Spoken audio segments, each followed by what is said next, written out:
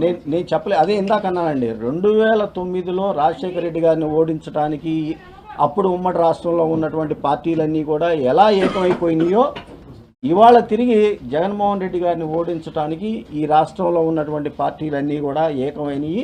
అది జరగకూడదు. ఎందుకంటే పేదవాడు గొప్పవాడు కావాలి, ఎస్సీ ఎస్టీ బీసీ మైనార్టీలు రాజకీయంగా ఆర్థికంగా సామాజికంగా ముందుకి రావాలి. ఆ దిశగా అడుగులు వేస్తున్నటువంటి జగన్మోహన్ రెడ్డి గారికి అండగా నిలబడాలని చెప్పేసి అనుకున్నాను.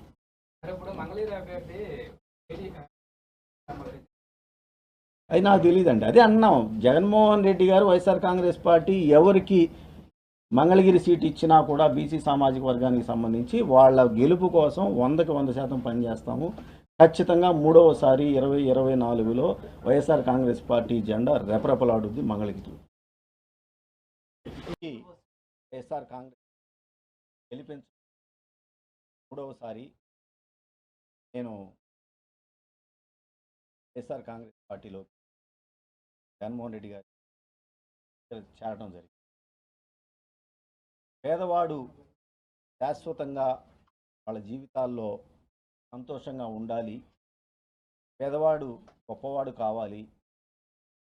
ప్రతి మధ్యతరగతి కుటుంబంలో కూడా ఎస్సీ ఎస్టీ బీసీ మైనార్టీలు అందరూ కూడా వాళ్ళ జీవితాల్లో వెలుగులు నింపడానికి జగన్మోహన్ రెడ్డి గారు చేస్తున్నటువంటి కార్యక్రమాల్లో ఒక 2 నెలల కాలం పాటు నేను పక్కకు వైదొలిగినటువంటి పరిస్థితి నుంచి మళ్ళీ తిరిగి ఆ జగనన్న బాటలో నడవాలి అని చెప్పేసి నేను నిశ్చయించుకొని తిరిగి రావటం జరిగింది.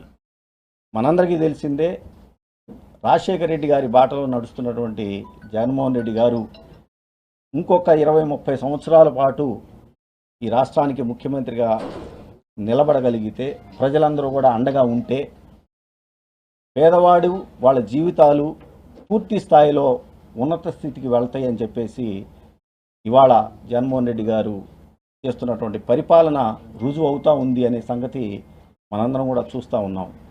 వైనాట్ 175లో నేను కూడా భాగస్వామిని కావాలని, అదేవిధంగా 25కి 25 పార్లమెంటు స్థానాలు కూడా తిరిగి వైఎస్ఆర్ కాంగ్రెస్ పార్టీ కైవసం కావటానికి నా వంతు కృషిగా నేను పనిచేస్తూ ఇవాళ జగన్మోహన్ రెడ్డి గారికి చాలా స్పష్టంగా చెప్పుకోవడం జరిగింది. 2014 నుంచి 2024 వరకు కూడా 2 సార్లు నాకు ఆయన మంగళగిరి శాసనసభ్యుడిగా అవకాశం కల్పించినందుకు ఆయనకి ధన్యవాదాలు తెలియజేస్తూ, అన్నా నేను మీరు ఏ అభ్యర్థిని మంగళగిరిలో మీరు ఇచ్చినా కూడా ఆ అభ్యర్థి విజయానికి పూర్తి స్థాయిగా అన్కండిషనల్గా నేను పనిచేసి ఖచ్చితంగా తిరిగి మూడవసారి మంగళగిరిలో వైఎస్ఆర్ కాంగ్రెస్ పార్టీ గెలుపుకి నేను పనిచేస్తానని చెప్పి చెప్పడం జరిగింది.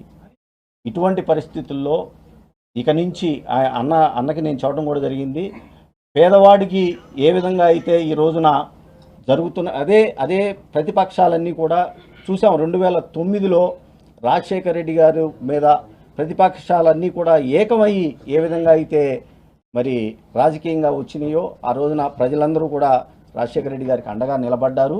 అలాంటి పరిస్థితి మళ్ళీ తిరిగి ఈ రోజున వస్తూ ఉంది.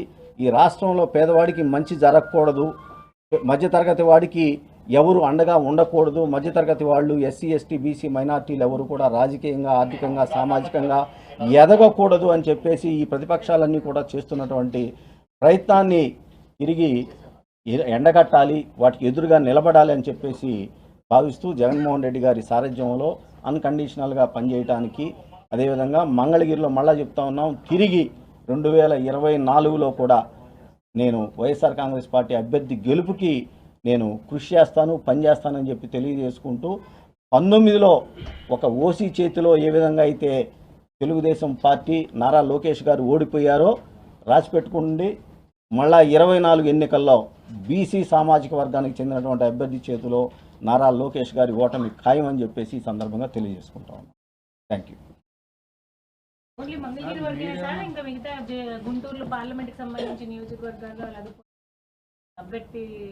అంటే చెప్తారండి, అది చెప్తామన్నారు. రీజనల్ కోఆర్డినేటర్స్ తోటి మాట్లాడుకొని ఏ నియోజకవర్గాల్లో నేను నా సేవలు పనికి వస్తాయని చెప్పేసి పార్టీ భావిస్తూ అన్ని చోట్ల తిరిగి నేను పనిచేయడానికి రెడీగా ఉన్నాను. వర్ధిల్లాలి ఆర్కే గారి నాయకత్వం.